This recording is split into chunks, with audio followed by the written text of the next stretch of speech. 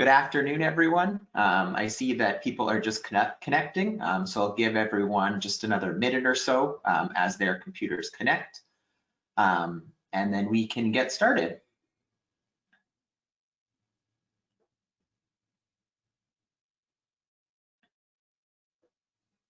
All right, so welcome everyone to today's webinar entitled Envisioning Resilient Prairie Communities. My name is Cameron Hunter, and I'm a project manager at the International Institute for Sustainable Development, which acts as the secretariat for the PRAC. The PRAC, for those of you who don't know, is a cost-shared program between the governments of Alberta, Saskatchewan, and Manitoba and Natural Resources Canada that aims to increase the capacity of government and civil society decision makers on the prairies to understand, prepare for, and take action to address the implications of our changing climate. This webinar is the first in the series of 4 webinars to be hosted by the PRAC over the coming weeks, and they'll explore topics relevant to building resilience of communities to the multiple shocks and stressors, including those associated with climate change. Today's webinar is the first, but future webinars will look at how to build climate resilient food systems, inclusive planning processes, and moving forward from planning to implementation. For more information, you can visit the PRAC website, and we would encourage you guys to sign up for those webinars if you enjoy today's event. While today's event is being held virtually, I'd like to acknowledge that I'm currently in Winnipeg, which is located in Treaty 1 territory, the traditional territory of the Anishinaabe, Cree, Oji-Cree, Dakota, and Dene peoples, and the homeland of the Métis Nation. I would now like to turn this webinar over to our moderator for the session, Jennifer Temmer, who is a PhD candidate in the Department of Geography and Environmental Studies at Wilfrid Laurier University. Jen, over to you. Thanks, Cameron, and thank you to our guest speakers and everyone in attendance today. We really appreciate you taking the time out of your busy days to join us. I hope that today's event will help provide some concrete understanding about how to cope and really even thrive in the current environment in which we find ourselves and our communities. So last month, in December, Natural Resources Canada released the Prairie Provinces chapter of Canada in a Changing Climate. So it was a regional perspectives report. And in that report, that report was it's a synthesis of our knowledge of climate change impacts and adaptation across the Prairie Provinces. According to the report, of the 20 most costly and extreme weather events to have occurred in Canada since 1983, 13 have occurred in the Prairie Provinces. And 6 of those, of the top 10 events, have occurred since 2010. The report also, it goes on to say that in future years, we can expect more frequent and more severe weather events. These shocks, they'll place increased stress on our communities. Those communities.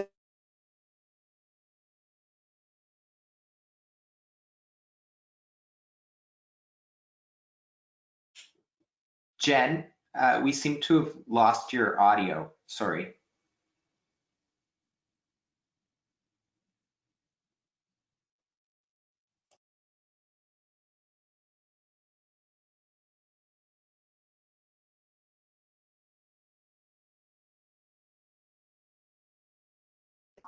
I'd like to know how everyone understands the word or the term resilience. So I want to invite you all to go to menti.com, so www.menti.com,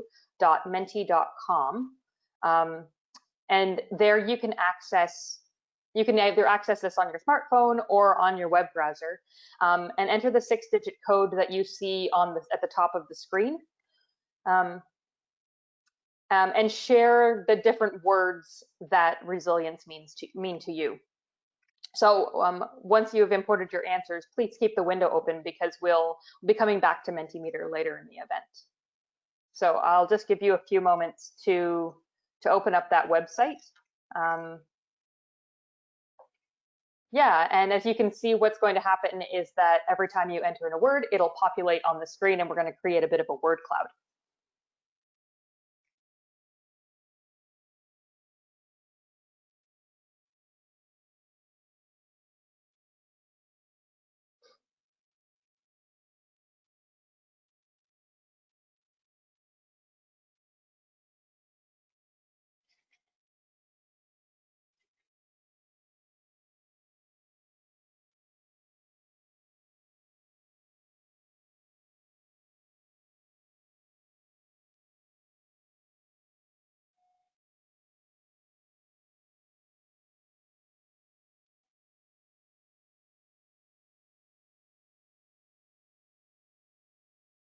Let's just give it 1 or 2 more quick seconds to keep populating a little bit more. But I mean, as you can see, a lot of the words that we have coming up are, adaptive, adaptation, withstand, strong, essential needs, resilience, obviously, yep, flexibility, survival, knowledge, recovery, resistance. Yeah, there are a lot of really good words that sort of encompass how we understand resilience. Capacity, healthy nature, safety, dynamic planning, open to change, not giving up, maintenance. I really like all of these words. They're really great.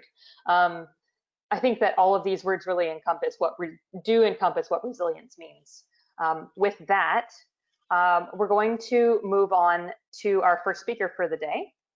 We're going to begin with hearing from James Magnus Johnson. James is the Director of Resilience of the Resilience Institute at the Canadian Mennonite University in Winnipeg. James will provide us with a bit of a background and understanding of resilience as a concept. There'll be an opportunity for a couple of questions after James's presentation. And before we invite the other panelists to share their experiences on implementing Building Back Better principles into reconstruction efforts. So after a moderated discussion with the panelists, we will host a Q&A session. And just before James starts, just throughout the event, please type your questions, any questions you might have, into the Q&A panel.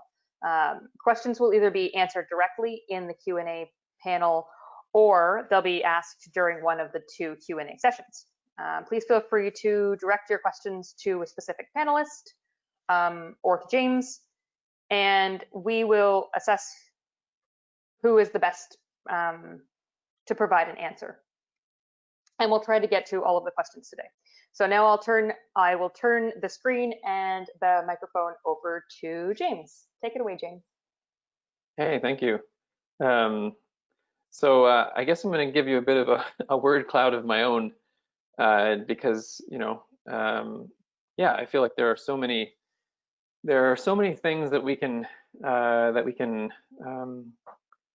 so many ways we can talk about resilience, and I'm really keen to talk about 3 sort of aspects of it. But and here I've listed visions and realities because I think that when we envision resilient communities, we inevitably come up with we come up against some barriers that we have to kind of work through. And so I'll invite us to think about some of those things, because I think, as you noticed with the word cloud that we just had, that we just participated in,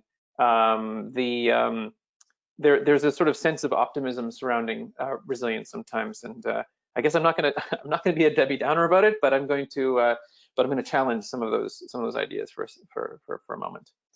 So I am James Magnus Johnston, and as stated, I'm the co-director of the CMU Center for Resilience, which is a co-working lab for social entrepreneurs mostly.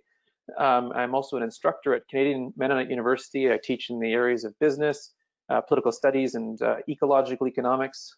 And at the moment, I'm a PhD researcher at McGill University, and studying sort of a kind of point of intersection between different ways of interpreting resilience, which I'll speak to in a moment.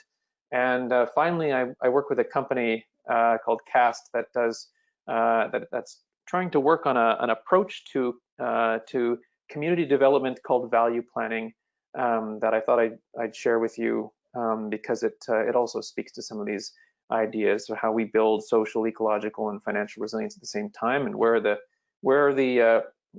the confluence of interests and where are the competing interests. So yeah, we don't need to spend too much time there. Visions of resilience. So I think there are a couple of different ways we can think about community resilience. We can think about bottom-up initiatives, and I'll reference Transition Winnipeg as one of them. I'll try to sort of describe what they do. Many of you are perhaps familiar with the Transition Town Initiative. And so this is sort of one expression of a way that we could talk about ways that we can talk about building resilience at the community level. There are also visions of regenerative, system-wide economic models. Whether that's, we talk about building a more resilient built and natural environment, right? But then sort of, thinking about that as a context, and then the broader context, which would be something that looks a little bit more like this. And I'm referring to the latter, the growth imperative. How do we redefine the good life, as a way of thinking about cultural resilience going forward? I mean, that indeed was what Transition Winnipeg was attempting to do when it came up with its own plan, its own vision of what a resilient city might look like, and then presented it to the fellow citizens, and then the civic election candidates at that point in time. But can we, is there a way that we can think about the growth imperative and maybe challenge it and think about a resilience imperative in this time, especially in this awkward time, which I'll also acknowledge as we think about psychological, social, and ecological resilience.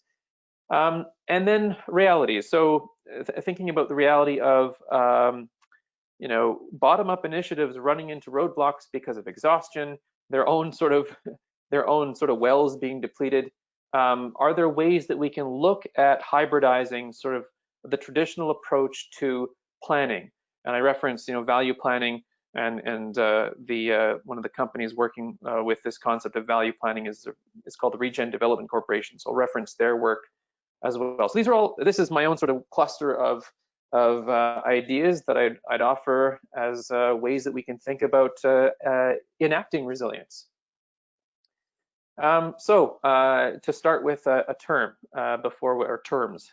So I sort of use these ideas casually already, but I think really we can break them down into two primary categories: psychological resilience and then social ecological resilience. So the resilience of of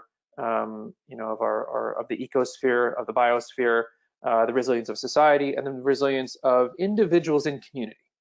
And I say that specifically because, when we think about especially what's happening right now, it's become quite evident that as individuals we can be, as healthy as we can be, and yet be constrained, of course, by our circumstances and surroundings. So always in a system.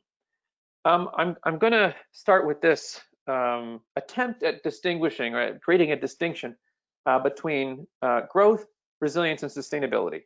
And maybe this isn't a useful distinction, but that would be maybe a poll question. Is this a useful distinction to you? Because we're free to choose whatever whatever terms I suppose speak to us and are useful to us. But moving from, I like the idea of moving from a growth mindset, which of course has positive connotations as well, but I'm talking specifically about material growth, to something that we tried to cultivate at one point culturally, sustainability. I think that one of the reasons why we're using the term resilience is because it's we're moving into a new kind of way where some of us feel that we're past the point at which we can sustain much of anything, and we will encounter shocks, we'll encounter disturbances, and therefore we need to start thinking about resilience as an operating principle, as an imperative. I'm going to reference first the definition I reference the most often, which comes from the Stockholm Resilience Institute, the capacity of a system. So a system, like I said, the individual is on a psychological level, a forest, a city, an economy, to deal with change and then continue to develop. Of course, develop is a contentious term as well. But anyway, it's about the capacity to use shocks and disturbances or change. Shocks and disturbances like financial crises or climate change to spur renewal and innovative thinking. So that's one definition that I've referenced fairly frequently, because I, like perhaps many of you, like the idea of embracing the change, picking up the challenge, taking up the challenge, knowing that there's hardships. We've baked hardships into the climate system, to our ecosphere, to the financial system, and that we're just going to need to use those as opportunities to do something differently. So I like that idea, but I think that particularly, and we'll pick up, I'll spend some time maybe asking you if you think this is a useful distinction later, because it may not be for you, or you may decide to contest it. But there's also this process, and this is something I've been thinking about more and more recently, this process of grief, and you know, the collective emotional processing that we have to go through in order to embrace a steadier, more long-term idea of resilience. And that's something that many of us are feeling in different ways right now during the pandemic, but it also pertains to ecological breakdown, and the ways that ecological breakdown shape our visions of the future, our visions of the good life, our visions of what's possible within a family or a community. And so I think we'd be remiss if we didn't sort of take a moment to kind of think about those realities. Katrina Brown, who writes in Resilience Now, published 2016, says that resilience is a buzzword, sure, but it's not just about adapting to catastrophic events. It's also about proactive adaptation and anticipatory action. And in order to do those things in ways that are conscious of the sort of systemic level change that we're encountering, we have to go through a process, personally and collectively, of grieving, of change, of building greater understanding, of coming to grips with a sense of loss and what's possible going forward. So I've just, not to put too many words in front of you, but I'll just quickly reference this. It's like my teleprompter, I guess. So the first definition says, the same thing we just talked about: disturbances, change, and but retaining the same structure and function. But then, there are two other ways of thinking about it: the context of exposure to adversity, the capacity of individuals to navigate psychological, social, cultural, physical resources to sustain well-being. There again, we're referencing this idea of human flourishing, or flourishing for both the human and the non-human, and their capacity individually and collectively to negotiate for these resources to be provided in culturally meaningful ways. So meaning making becoming a really huge part of building resilience. So I'm sure that as we discuss resilience today, we'll be talking about very concrete physical ways of building resilience in a space, but then there's also sort of the psychological space, which pertains to our own ability to manage change, but then also our and in a related way, our ability to make meaning out of the change. And then finally, multidimensional construct: individuals, families, communities, systems, institutions, and add to that forests, right? Any system, any complex adaptive system to withstand and/or judiciously engage with catastrophic events. Again, actively making meaning without a fundamental loss of identity. So I think that those are things that challenge some of our more optimistic ideas of resilience. So I just took a moment to prompt us to think about psychosocial adaptation, right? Psychosocial aspects of resilience. So this is taking us out of the realm of the physical, and we'll get back to the physical at the end of this keynote. But I'm going to start by talking about the things that maybe are a little bit more foreign in the literature, but closer to our hearts right now. And that would be this orientation we might have to ecological breakdown and the ways that we conscientize or make conscious these problems. And one of the things I think that's been really interesting to me recently is actually this information here. I'm just gonna see if this is gonna, yeah, it does. Okay, good. Oops, Popular Mechanics wants your email address. So here's an example of meaning that some folks within climate discourse, and perhaps you among them, have integrated, right? And that's this idea: we're in the middle of a pandemic, and there exists an argument that as a result of climate change, pandemics will become an accelerating feature of of change, and that we have to build resilience to pandemics, right? So this is an expression of our own fears or anxieties that are present, but then, you know, confirmed, and this was January 2020, right? So this is before the pandemic, and that's why I think it's so interesting to see this and reflect on it. 28 new viral groups in a melting glacier in the Himalayas, and so this was so in total they identified 33 virus groups, 28 of which were completely new to science. So from that sort of bit of information, one could become quite anxious and, you know, nervous about the idea of having to build resilience to an experience that we're going through right now that will repeat. We don't know for sure. We can't actually conjecture that, except just, you know, much like the weather, we can't draw, you know, perfect correlations, but we can say that they're related things. There are Britt Ray, you know, I don't mean to generalize, but, you know, there are folks out there, psychologists, ecological scientists who are referring to COVID-19 as perhaps a zoological expression of climate change. No way of confirming that, no way of denying it either. But what I want to speak, so just press save on this idea for a second. Now, you know, when we think about resilience, then we're looking at, as I said, psychological, social, and ecological change and ways of dealing with that change and making meaning in the face of that change, which has consequences for social and political cohesion. What does that have to do with community level, you know, adaptation? Well, nothing and everything, just like climate change. You know, how do you get people to work together? How do you get people to trust one another? How do you get people to buy into a common vision of, you know, the circumstances we have to actually, you know, consider and work through? We have to be on the same page about some of these things. And the way I'd argue it's being expressed right now is something like this, where on the one side you have, you know, folks who would prefer to live in denial, and then other folks who are anxious and maybe even more anxious than they ought to be about some of these stakes, which is not to diminish anything, but that causes a particular kind of suffering too, right?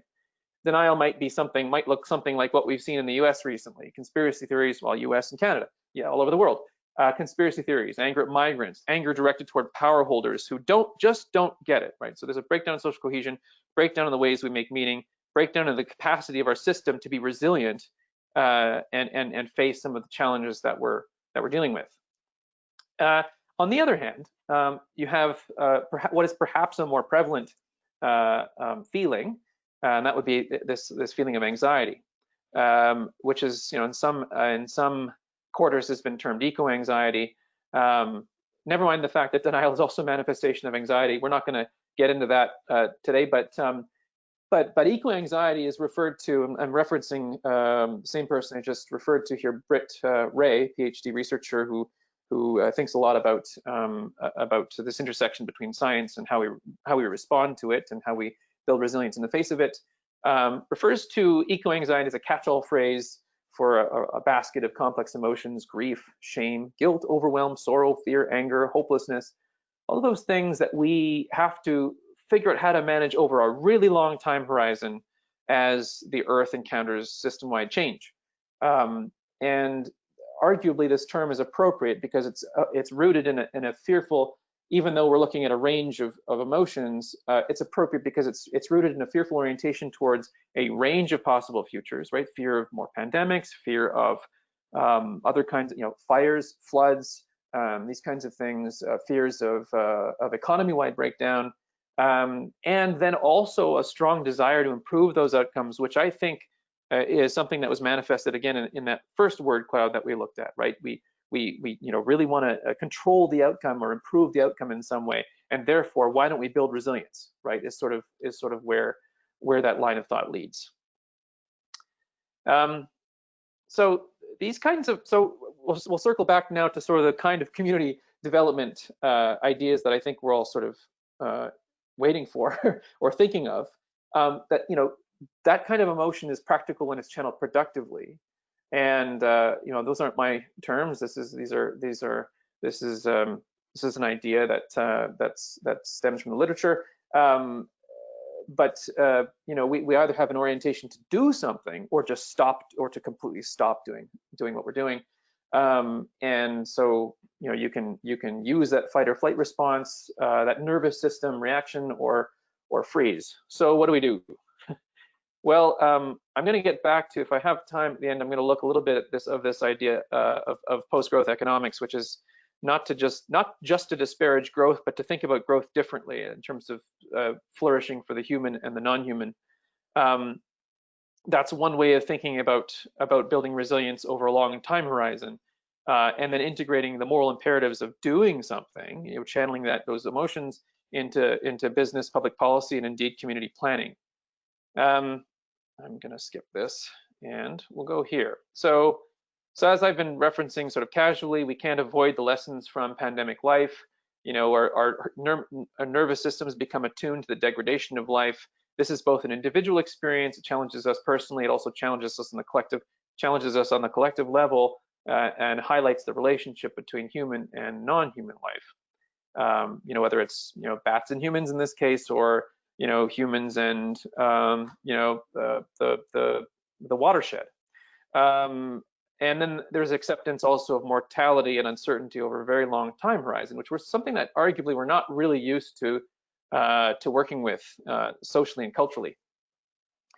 And then, so what does it look like to channel anxiety productively to social adaptations? Well, I mean, if we take the pandemic example, it's things like income supports, work-life adaptations, vaccine development, et cetera, as opposed to denial, anger, and hostility, which is also you know, maybe an inevitable response. So let's though look at ways that we can think about taking that nervous system response and then doing something. You know, it can be community-based in the form of transition, you know, towns, transition town Totnes, transition Winnipeg. You can look at different kinds, as I said at the beginning, different kinds of you know, environmental design between the built and the natural system, in ways that, you know, build resilience prior to some kind of a catastrophic change. Not that we know exactly when or how these catastrophic changes will occur, floods, fires, these kinds of things.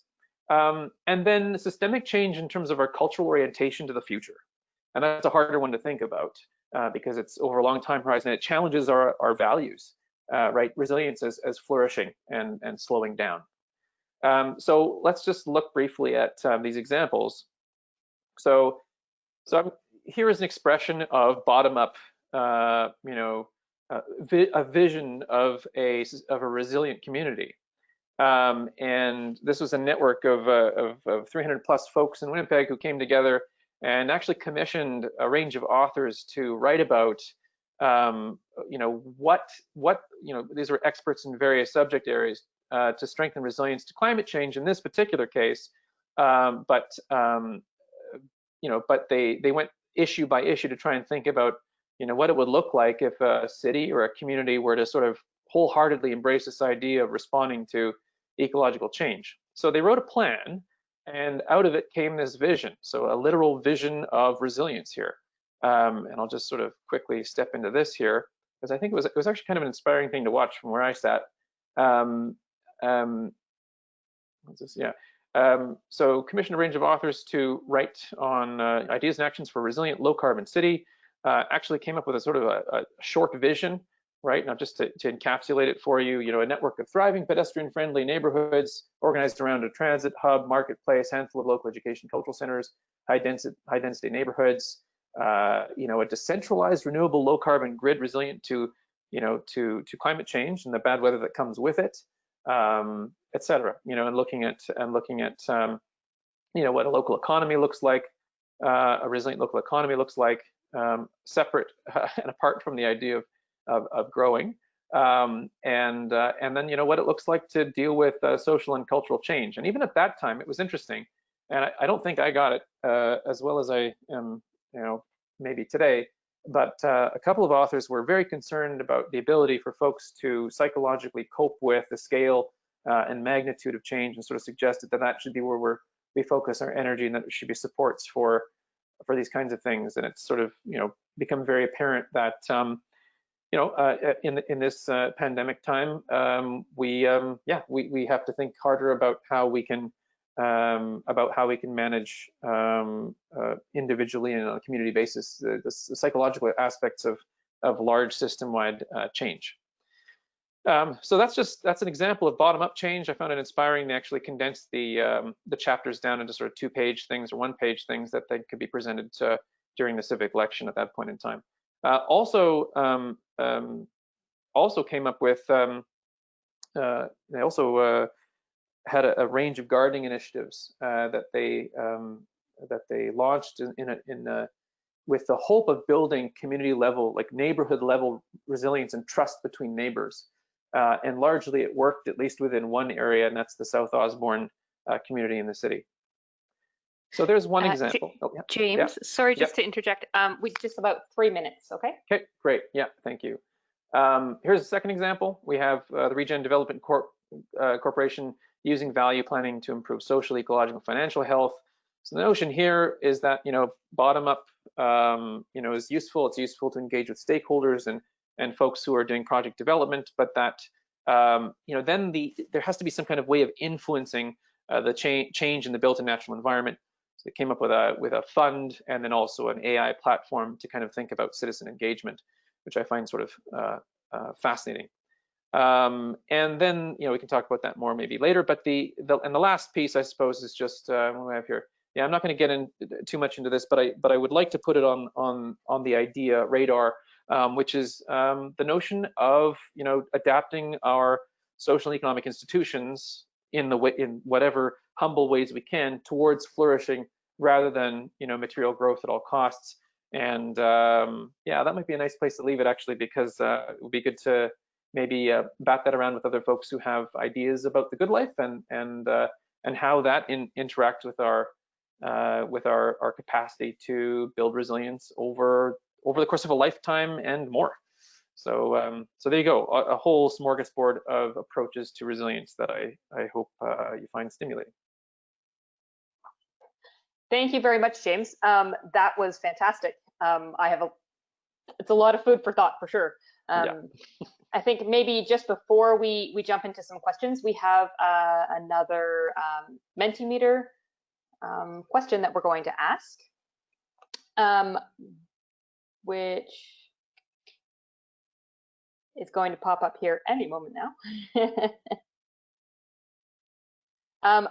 Essentially, just the question is, what would you like to see, or I'd like to ask you what you see as being some of the characteristics of a resilient community.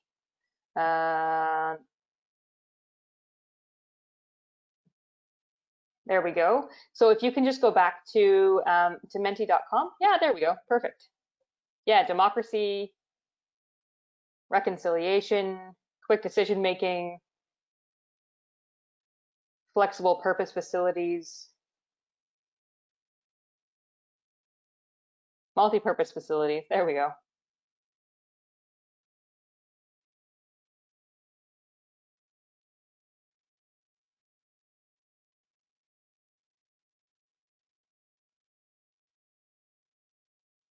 Great, that's fantastic. Thank you very much.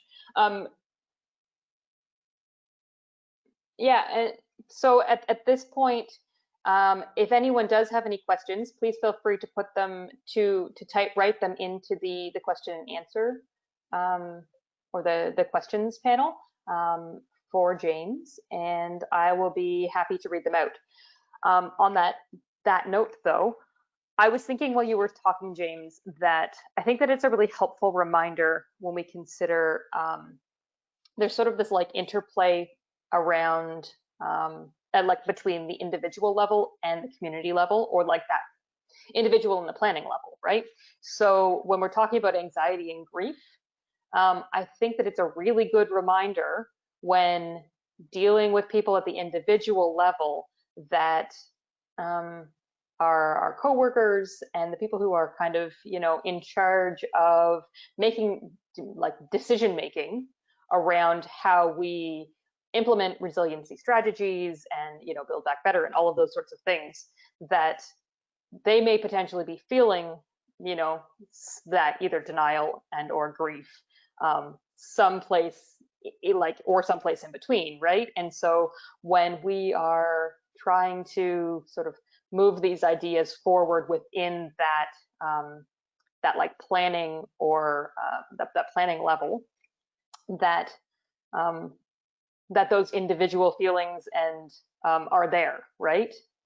And that's something that I think maybe needs to be acknowledged, and would really help to facilitate moving forward if we can have individual conversations about, you know, how people feel and what they think about climate change and how they emotionally deal with climate change. Because once we're kind of have an understanding, then at the community level, we kind of move forward, right?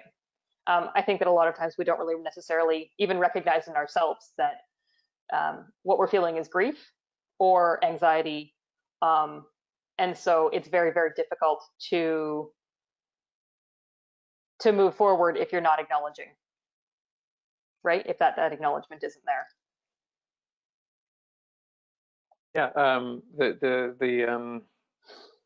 the expressions of, you know, I would like, for as an example, folks who are working with Transition Winnipeg on their you know, bottom-up initiative wouldn't necessarily acknowledge that they're being fed by, you know, a kind of climate anxiety necessarily, right? But that they were concerned about about future, you know, about citizens and folks in the future to be able to deal with the kind of larger changes that we weren't yet witnessing.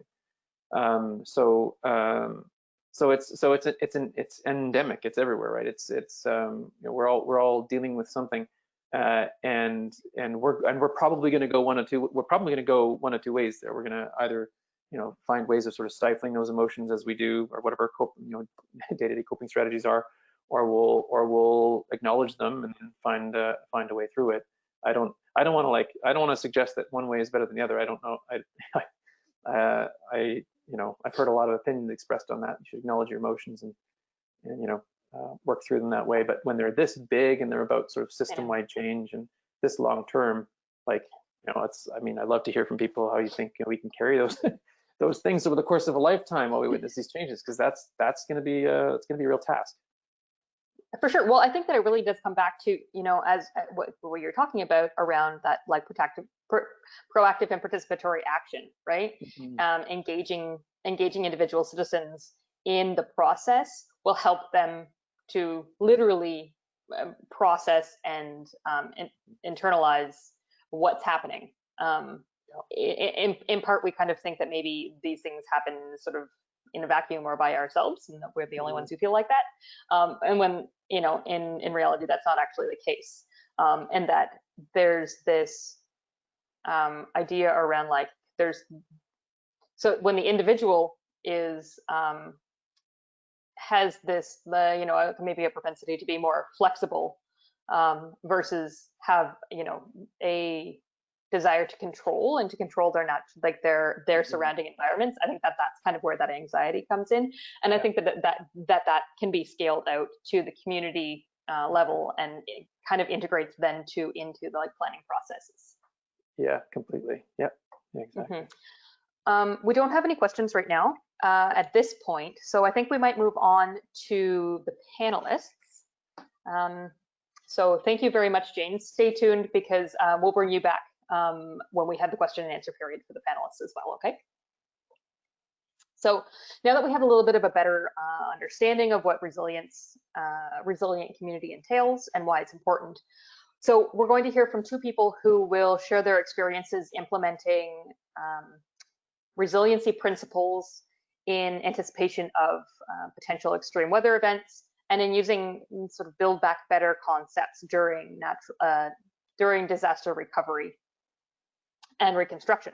So build back better principles, they stem from post-disaster recovery, whereby sort of opportunities to, they provide like an opportunity to improve the resilience and the adaptive capacity of existing infrastructure and systems, so that they can withstand future events.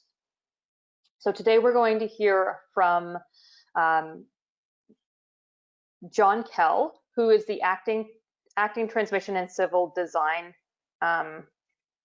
department manager at Manitoba Hydro, in Manitoba, obviously, and Glenda Watson, who is the mental health and addictions advisor with the Northern Intertribal Health Authority, and she's from La Ronge, Saskatchewan. And joining Glenda is on the panel discussion will be Patrick Hassler, who's the organization's emergency response coordinator. So with that, maybe John is going to go first, and we have a short video that he's provided for us. But maybe John, you can just quickly introduce yourself, give a little intro to the video, and then we'll play the video. Sure, thank you. Yeah, hi, my name is, as you heard, John Kell. I'm an engineer at Manitoba Hydro. And my responsibilities include supporting the operation and maintenance of our transmission infrastructure, which included responding to a significant weather event over the Thanksgiving weekend in 2019. Over this weekend, a severe multi-day storm event brought heavy snow and freezing rain to several areas of Manitoba. And the magnitude of the resulting damage to our infrastructure and the challenge to restoring power was unparalleled in Manitoba Hydro's history. And to provide some specifics of this event, I'd like to share this short video with you. Cameron or Jennifer, roll the video.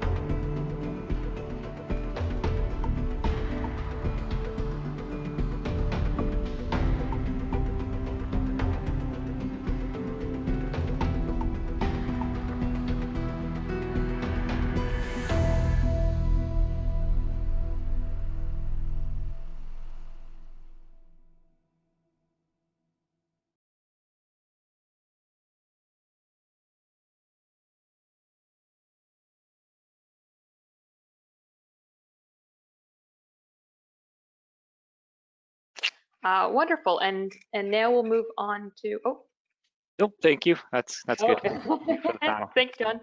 Thank you very much, John. And next we'll move on to Glenda Watson.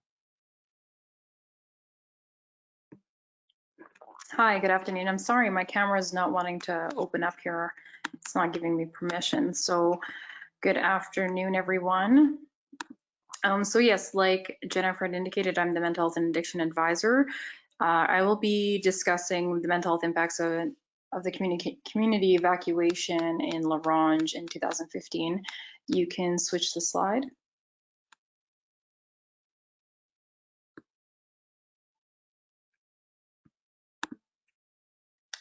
We'll probably skip over the outline. I'm going to jump right into the guiding trauma definition.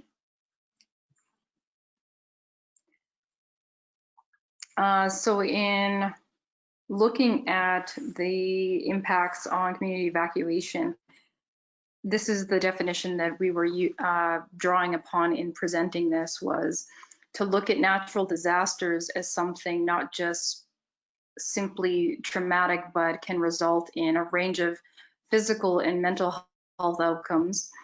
The degree of exposure to a disaster is also an important risk factor for developing post-disaster PTSD. And in addition, more severe and longer lasting mental health outcomes are often associated with those events that involve things like physical injury, witnessing death or injury of others, the threat of life, and property loss. And you can switch slides. In taking that definition into the Lac La Ronge fires of 2015, this is a brief snapshot of just a little bit of the overview of what had happened. So there were 7,900 Lac La Ronge Indian Band residents to be evacuated on July 6, 2015. The relocation spots were in various parts of Saskatchewan, with 385 going to North Battleford, just under 2,300 going to Prince Albert, and under 18 to Saskatoon, and 1,100 to Regina. Now you can switch slides. In terms of the community impacts and that holistic displacement and what that looked like, so we were trying to present this in a way where, okay, this is how parents and elders were experiencing it from a spiritual place. So their challenge was spatial awareness of their surroundings from moving from rural to urban, and the term anomie kind of coming out and feeling a sense of being really disconnected for that period of time where they were relocated. On a mental health level, mentally there's transposition, there's time gaps, uncertainty, a sense of abandonment of services that were not of their own community. Emotionally, a sense of undue stress experienced during the relocation period. Again, a lot of that was mimicking just being taken away from their homeland and or their place of safety. The physical nature, their basic hygienic needs were not being met, lack of proper nutrition based on health needs. So if they're diabetic, those needs weren't necessarily being met right away. Physically safe environments, so triggering events through the transportation and relocation process, again, triggering that historical trauma coming from colonization, specifically with residential schools. You can switch. How do the impacts of our parents and elders impact our children? So again, we wanted to look at that a little bit differently here to separate both the adults and the elders from the children. So for children, sorry, forgive me, it's missing the spiritual. It was just disconnection in there originally. Mentally, their family routines and activities were disrupted. There was no educational exposure. There was partial or full PTSD, just with the exposure of maybe being moved from rural to urban, potentially experiencing or being a part of domestic violence as a result of that shift, increase in alcohol use and or drugs. Emotionally, there was an inability to understand the complexity of relocation and or loss of homes. Emotional neglect, parents preoccupied with recovery process stemming from those fires and or any natural disaster. Physical, basic hygienic needs, again, foods needs based on age, lack of formula for babies, so on and so forth. The things that actually, James, that kind of struck me with you terming the good life in the Cree, like we call them Mino Pimatisawan and I think of the Blackfoot culture, they refer to it as suksi parapisin, and that's all meaning living that good life. And if we are doing that, we have to look at these pieces here of how that's impacting their good life. They're living a good life. So some of the impacts faced by supports here, mental health providers, support staff eventually became evacuees themselves, in which turn it impacted the level of familiar support offered to community members. So we had an influx of individuals coming in that were not from the community, were not familiar with it. So community health resources were available, accompanied the priority evacuees to support their physical and mental health while out of the community. So that also kind of took them away from that. Health services, RNs, LPNs, RPNs, physicians, this is kind of looking at the impacts of, well, they might have identification with the victims if there was any, helplessness and guilt, fear of the unknown, physiological reactions. Again, James had mentioned the nervous system. Yes, that fight, flight, or freeze response that we innately have within us. You can switch.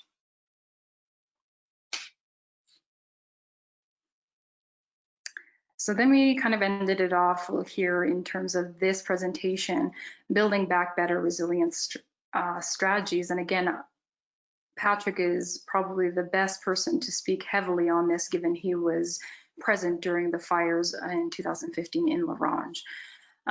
Speaking to those strategies, one being preparedness planning, knowing and spending time identifying the risks, identifying shared owners and stakeholders to those identified risks, in addition to identifying local resources and mutual aid, engaging all stakeholders in meaningful mitigation discussions and planning. Two was the mitigation, working with shared owners of risk to achieve that mutual aid and expanded resource list. And three, the response, ensure perceived resources are actual resources. And going into the recovery stage here, this isn't just repairing those buildings and infrastructure with First Nation. This is also repairing the spirit of the community, grieving the losses of the land, animals, etc., and celebrating those strengths and expertise that came together to survive. So again, similar to what James was speaking of in terms of meaning making, again, very First Nations oriented. A lot of our frameworks are oriented towards trying to find some level of meaning from an experience. So yeah, I really thank you for that, James, for speaking to that. But yeah, this is kind of how the Build Back Better resilience strategies in terms of those 2015 fires. And again, Patrick would be able to answer a majority of those questions on this piece. That is all I have. Thank you.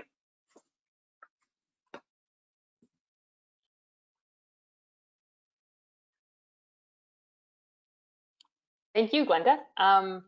So just to kick off our moderated portion of the panel, I wanted to ask maybe if John and Glenda and Patrick, what actions were taken in response to these extreme weather events? Maybe if you could just give a little bit of an idea of the sorts of actions that were taken. Well, from Manitoba Hydro's perspective, we didn't really have a build back strategy when we were recovering from the October 2019 storm. The focus of our build back plan was primarily recovery. We never experienced an event of this magnitude, and with over 30% of the province without electricity, our focus was primarily on re-energizing, the system.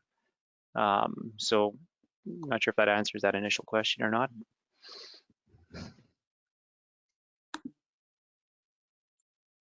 Glenda or Patrick? I think it's Pat speaking. I think that for our First Nations that were affected in 2015, one of the biggest things was a realization of the concept of shared ownership in risk.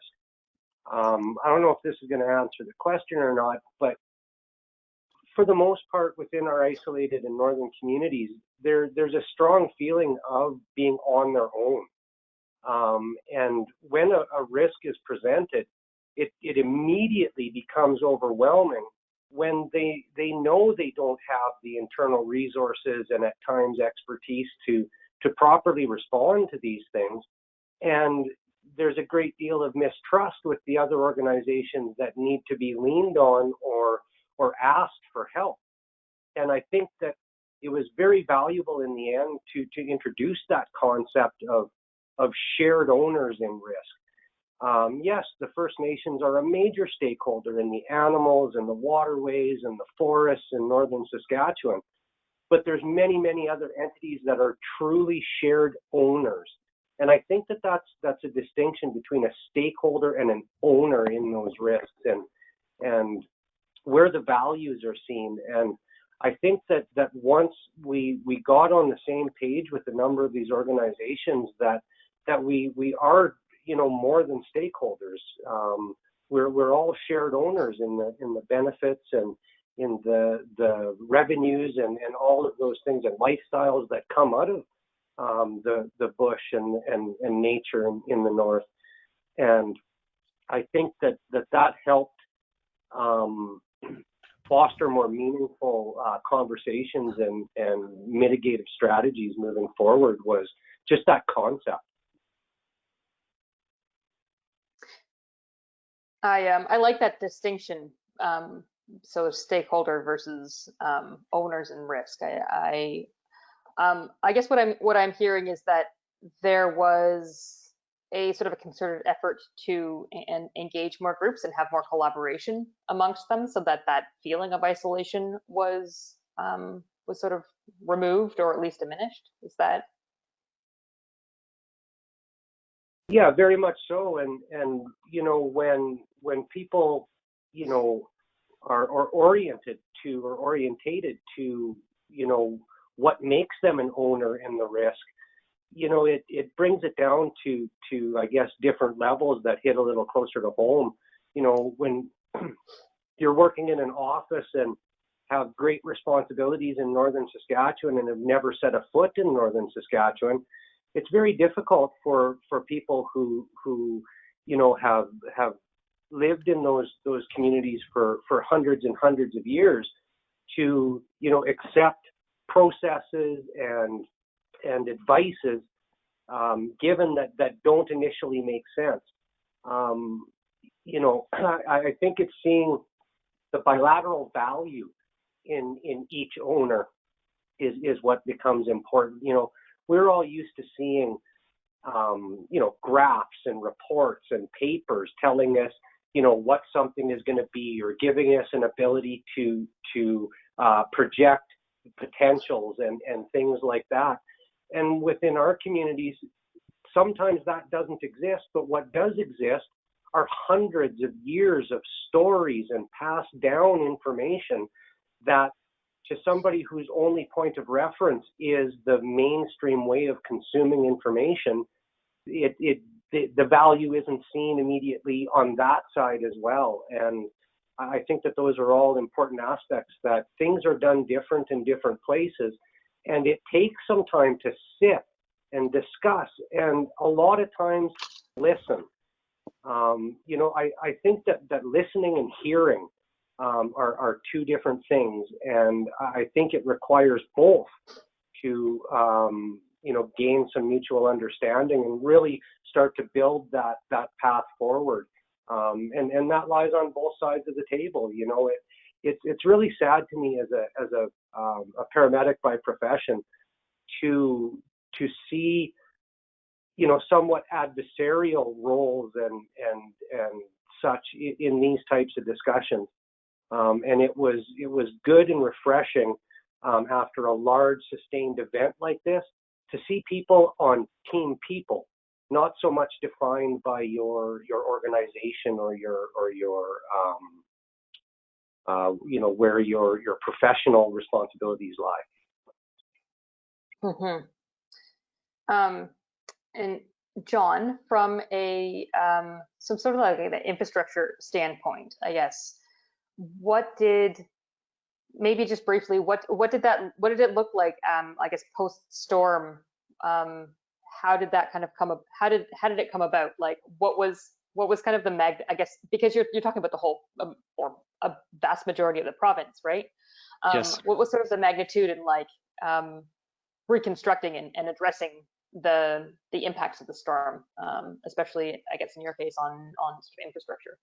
Yeah, well, I mean, from the video, you can tell like we didn't have the capacity to respond to this event on our own.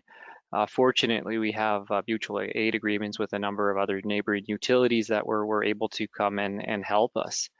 But we'd never experienced something like this. And something that I think is very important for us to recognize is this event happened in southern Manitoba next to the Trans-Canada Highway. You know, we've got infrastructure throughout northern Manitoba where if we had an event like this, you know, I don't want to even speculate the, you know, the effort and the durations that would have been required to restore, you know, restore power. So being in southern Manitoba, you know, was a huge benefit to us in responding to this event. You know, as far as what we're doing now is, you know, we've been engaged with managing weather-related risks and understanding climate change impacts, you know, for a while now. You know, through our work with various organizations, research groups, universities, you know, we recognize all of the risks that, you know, that climate change poses and what you know, resiliency means. And just as an example, starting back in 2010, we adopted what's considered a reliability-based design principle. And it allows us to use current weather data and experiences from other utilities in developing, you know, our infrastructure, as well as introducing security requirements that, you know, whose objective is to minimize the probability of uncontrolled propagation of failure. Because realistically, as much as we study climate change and as much as we're engaging in adaptation, we really don't know what the impacts are going to look like for our infrastructure. I mean, we may get, you know, more bigger storms or we get more smaller storms. Like we just don't know. And so it's really just engaging with the proper, you know, the proper organizations, dialoguing with different utilities, leveraging people's experiences to try and figure out what this adaptation is going to look like going forward. And then how to build resiliency into that. I mean, you know, we're entering a time with distributed grids where, you know, perhaps that's an opportunity to improve our resilience. You know, we've got digitalization of our system and advanced warning. So, you know, there's all these things, but it's understanding how it's all how we can bring it all together to build back better, in you know, in recognition of what we just experienced. Mm-hmm.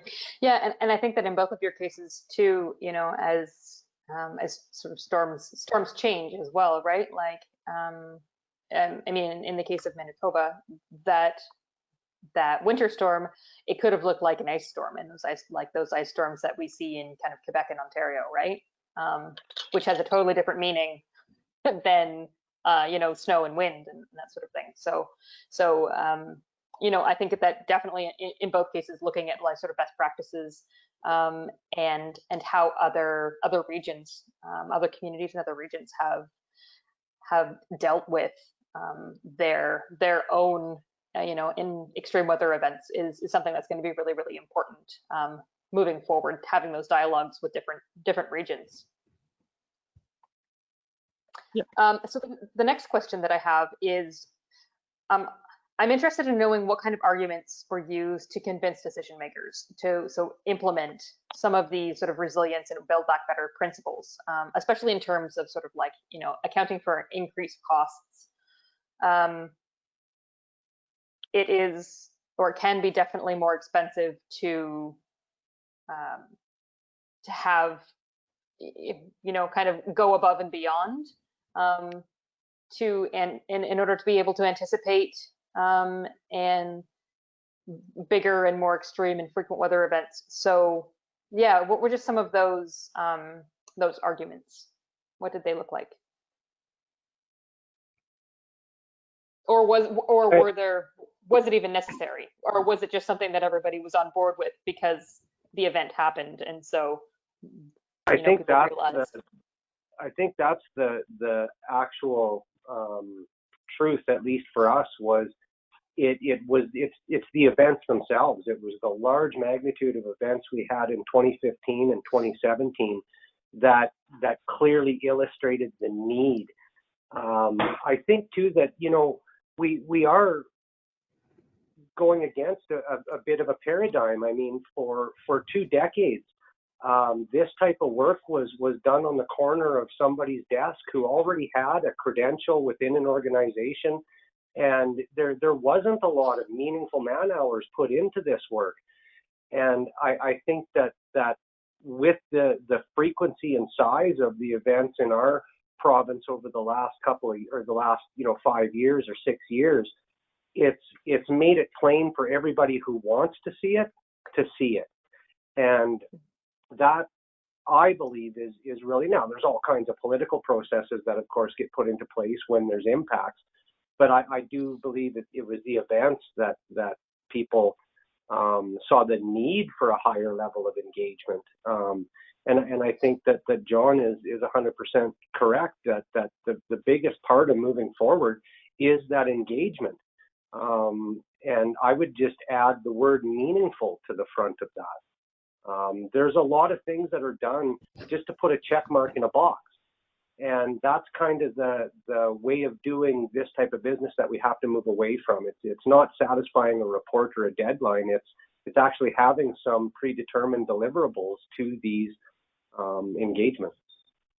Absolutely. When you look at the magnitude of the restoration effort that events like these present us, and recognize that often that magnitude is confined to a relatively small portion of your area, the country, the province.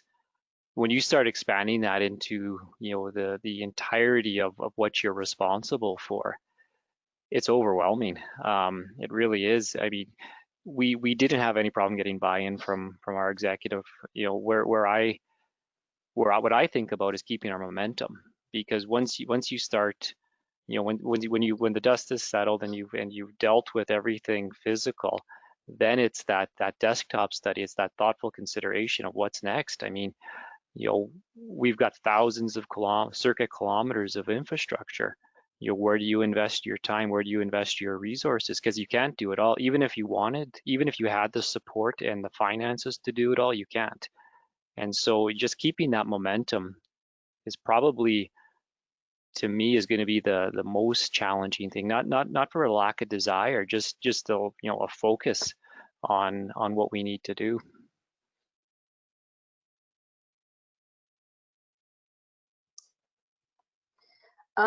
Yeah, I guess the next question that I have is just before we get on to the all of the wonderful questions that we have in the Q&A box.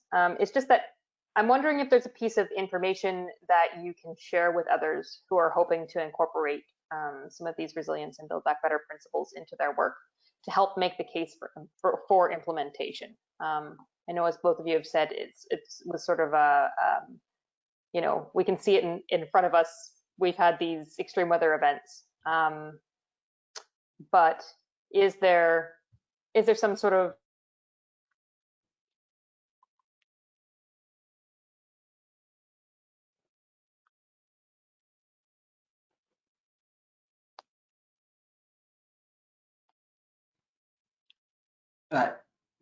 Jen, I think we've lost your audio. Are you there?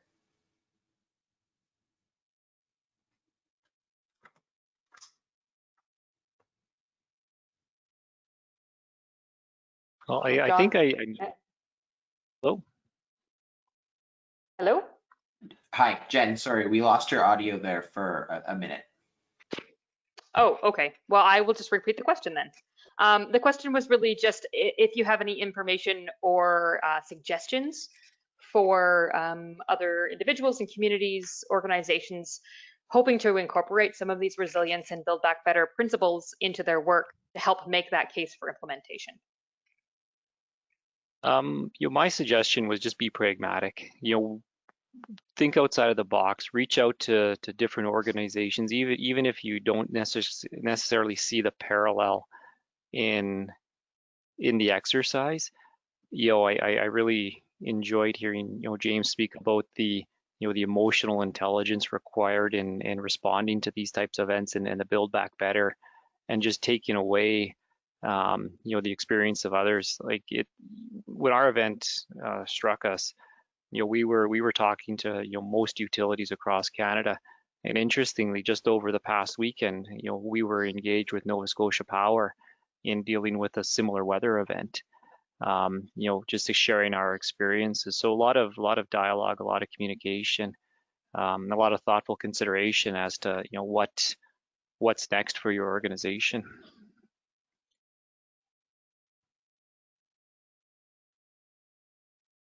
And Patrick or Glenda? Yeah, I would agree 100% again with what John is saying, and I think, like, just as I had mentioned, the need for our shared owners to see the value and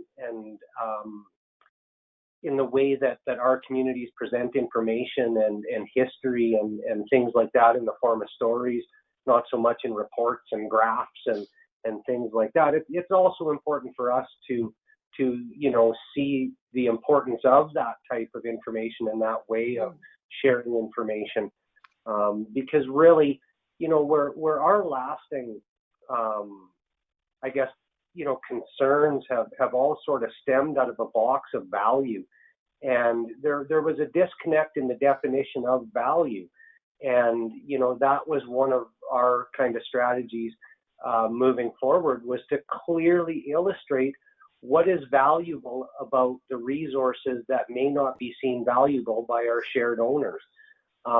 Just a quick little story was after the fires, especially up in the Shield, there's only about 3 inches of topsoil for, different things to grow in, whether that affects the migratory birds, the rabbits, the other wildlife that are relied upon in the communities. And that's not coming back. That took, I'm not a scientist, but I mean, it took millennia for that to form. And, it was clearly illustrating that's lost, and this is what's lost because of it. And I think we did have a better understanding of some of those occult values within our shared owners. And I think that was really important. And we've seen it moving forward. We see things that have already changed. There's been a lot of good work in all of our external owners and stakeholders, and I'm really proud to see that. I'm happy to have been a part of that. And James, did you have any thoughts about this particular question as well? Sort of what kind of information or ideas could you share with other communities? Yeah, I mean, I don't have much to add. I think with what's already said, it strikes me that just the context of different communities really matters too. Like the rural, northern Indigenous, of course I was referring to an urban context, but the sense of solidarity changes in some of these places. I guess ironically, maybe that the which is a bit of a tangent, but the sense of solidarity is lower and trust is lower in urban centers than it is in rural communities, and it's sort of interesting to sort of see how that might how that affects them and access to resources, right? So yeah, for sure. So sort of just basically to sum up before we move on, I heard one, be pragmatic and proactive, bring in other organizations or groups who have some sort of lived experience, who can talk about the horrors or those difficulties that they have experienced, as sort of a warning to give people an understanding, and then also be deliberate about how you go about communicating with different groups. Those are kind of the two pieces. We're going to move on to some of the questions that we have, and I believe that Cameron is going to moderate this part, so I will pass it off to you, Cameron.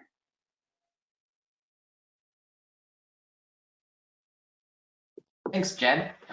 So we have a few questions for our panelists today. So the first one I see is just if we could maybe pass it over to Glenda and Patrick and to John. So for both the fire and the ice storm events, what major lessons were learned? What sort of practices have been adopted to mitigate the same damages from occurring? Who's first here? John, I think maybe we'll go to you. Well, it's interestingly, the lessons learned from this event were when I spoke about security provision. So essentially, a security provision on a circuit line, a transmission line, distribution line, is if you can build in almost like a fuse to mitigate the damage. Because what happens, and just I'll go a little geeky here, but what happens is when an ice event hits a transmission line, the wires stretch. And as that wire stretches, it gets closer and closer to the ground. And then typically what happens is the ice releases all at once, and it sends this enormous amount of energy down the wire, shock loading the structures, creating a failure that cascades down the line. One of the things we did back in 2010 is we recognized this as a real event, and this was primarily on the back of the ice storms in '97, I believe it was, with Hydro-Quebec. So we built these security requirements in where we were able to absorb that energy of that failure event, or where we should be able to. And we had a line that was built just very close to Port La Prairie in 2019, incorporating these strategies, and performed exactly as designed, where we had some minor damage, but we didn't have that wholesale failure. So part of our build back strategy is where available, we're going to incorporate these security provisions into the line. We're still rebuilding. We've got circuits up that are bent and twisted. We're just keeping the lights on. We were trying to manage future outages for the restoration. But that's I guess my answer to that question. Thanks, John. Patrick, maybe over to you next.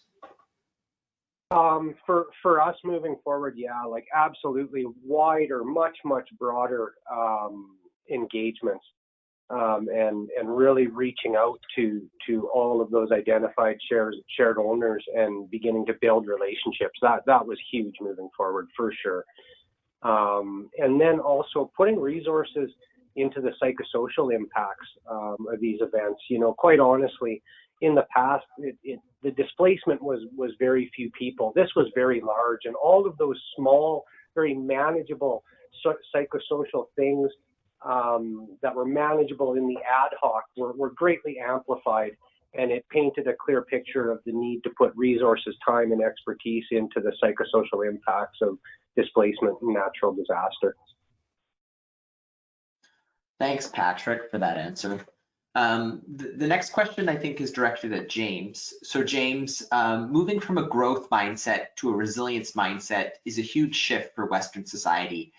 How do you think we should advance this conversation?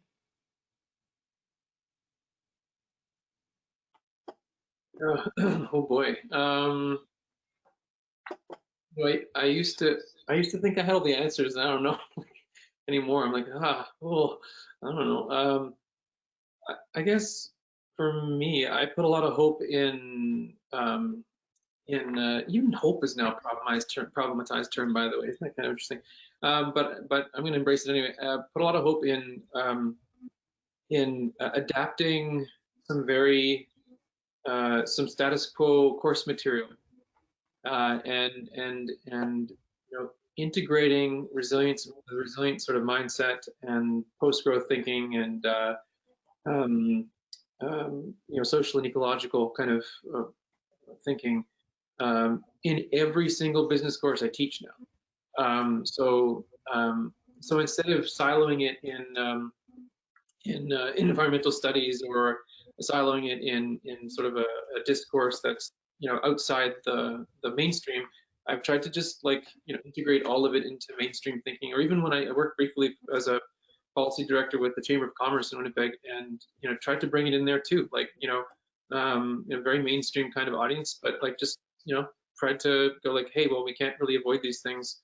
Not only can we not avoid them, they're sort of integral to flourishing going forward. So what does it look like? And it's hard because there's a lot of pushback, right? Obviously in those domains, but it feels fulfilling when it works, and it feels fulfilling especially with young audiences who are so concerned about the future that they don't believe in, even as I'm discovering, you know, these approaches that are coming out now, you know, the burn it down mentality, like nothing's going to work for me, burn it down, or you know, I'm not going to, you know, the world's not going to be able to sustain, you know, a retirement for me anyway. I can't look forward to that. You know, why have a family? Those kinds of questions are the ones that come up.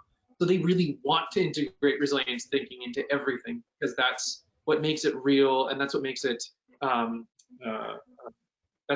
practical for them. Yeah, thanks, James, for that. Maybe this next question is most appropriate for you, James, but I'm also interested to see if John or Patrick have answers to it. So I'll ask the question and then pass it over to you, James. But John and Patrick, please speak up if you want to interject as well. So the question is, what can we do in the event of a long-term sequence of failure? The example given is Fort McMurray, having first suffered from the oil and gas recession in then the 2016 fire, followed by the 2020 flood, and then increased business losses since the pandemic. So some initial community bounce back approaches have been exhausted. But what could they do, or another example you want to provide they can do to sustain kind of long-term these losses? I mean, to me, watching it from afar, I guess it looks like a process of it feels to me like a long, sustained process of coming to grips with, yeah, system-wide change and yeah, there too, it's a hard, like, you know, one of the answers to these kinds of approaches, but you like, it's a really interesting phenomenon to witness and be concerned about. I mean, it's interesting how much the dialogue has shifted from, you know, years ago, like, let's get a pipeline, let's get everything moving, let's you know, let's get this stuff out of the ground, to, you know, now, well, there have been sustained losses and we have to cope with those losses and shift. And I guess there's two approaches. One is to wait for an appropriate time to try and do more of the same, which I think is very fraught, and I think obviously that's maybe why investment hasn't come in and enabled that. Or, you know, find a way to change the culture and change the, you know, change the ambitions of the government and of the broader society to, you know, yeah, think about doing new kinds of things. I mean, the other reality of it, though, I think, and I'll just stop after this point, is that you'll start seeing migration, right? When adaptation can't happen, or resilience, whatever, can't be built into the system that way, then you'll start to see people just move, right? They'll just go. And I think, you know, we saw some of that in California, people moving to Utah with sustained losses, fires, and drought, and so on. Moving to more affordable places. I think that would happen. That's perhaps bound to happen in Alberta too, but or anywhere with sustained losses like that. Thanks. And just being cognizant of time, I have two more questions here, one for John and then one for Patrick. But if you guys could just try to keep your answer short, that would be much appreciated. So John, does Manitoba Hydro have a long-term strategy for developing smart grids, along with additional alternative energy development in communities to address future predictions of likelihood of ice storms and power outages? Good question. So yes, we are considering smart grid. In fact, we're just migrating our culture to a new business plan called Strategy 2040 that's recognizing the evolution of the smart grid, decentralization, decarbonization. So we are developing a business plan. It's in its infancy right now. So I hope that answers the first part of your question. And could you repeat the second part, please, Cameron? I think it was about. Yeah, it's about additional alternative energy development in the community itself. Okay, I think I answered that part with the distributed grid in our new business plan. You know, as recognizing that as being a new opportunity for all Manitobans. I thought there was something in there about recognizing the storm event or something as well. No, just the Okay. possible of increased likelihood of such events. But yeah, I think your answer covered it. Yeah, and there is, I mean, we don't know. I mean, that's the reality with climate change. We might get more smaller events or we get more big events. I mean, I think we're just on the cusp of seeing what those changes are going to bring for us here. Perfect. And then maybe the last question will be for you, Patrick. I think I can see a lot of parallels between this question and the case that Glenda presented. But our audience member is asking, how would you go about reestablishing trust with a community whose needs haven't been met or ignored, or they have been let down by the systems in place? Yeah, great question. And it's one that we don't struggle with a lot because we are a First Nation organization, and it's why we are effective. But I think that the quickest way to answer that question for me is to truly take a ground up approach. You go to lessons learned meetings and different forums and stuff, and it's always, these highly educated government officials standing on a podium speaking down to an audience. And that really does need to be turned. Those people need to sit in those chairs. They need to listen, and we need to have the community level people standing on the podium and teaching them the path forward and what they need, and it really is that bottom up approach. Perfect. Thanks so much, Patrick. So unfortunately, I think we are out of time, but I just wanted to flag that if we were unable to answer your question, or if you have any follow-up questions to today's session, please feel free to send them to myself. And my email address is chunter@iisd.ca, and Kat can place that in the chat box for you. And we'll try to get in touch with the appropriate speaker to answer your question. So just being cognizant of time, I just want to take a short opportunity to thank all of our presenters today. James, Glenda, Patrick, and John, thank you guys for sharing your presentations and your experiences. I think it made for a really wholesome webinar. We've recorded today's event and we'll be posting it along with the presentations and the video today on the PRAC website, prairiesrac.com. Following this event, there'll be a short evaluation survey that will open up in a different browser tab, but this survey will also be sent out in a follow-up email. We would very much appreciate you completing the survey, as it helps to make sure that our future events meet your needs and your standards. I also want to take one last opportunity to encourage you all to sign up for the next webinar in our series, which will take place on January 27th and focus on how resilient food systems can be put in place and how they can kind of build the resilience overall of a community. We're looking forward to continuing the discussion we started here today in that session. So with that, I'd like to end today's session and just say thank you, and I hope you enjoy the rest of your day. Thank you, everybody. Thank you. Stay safe.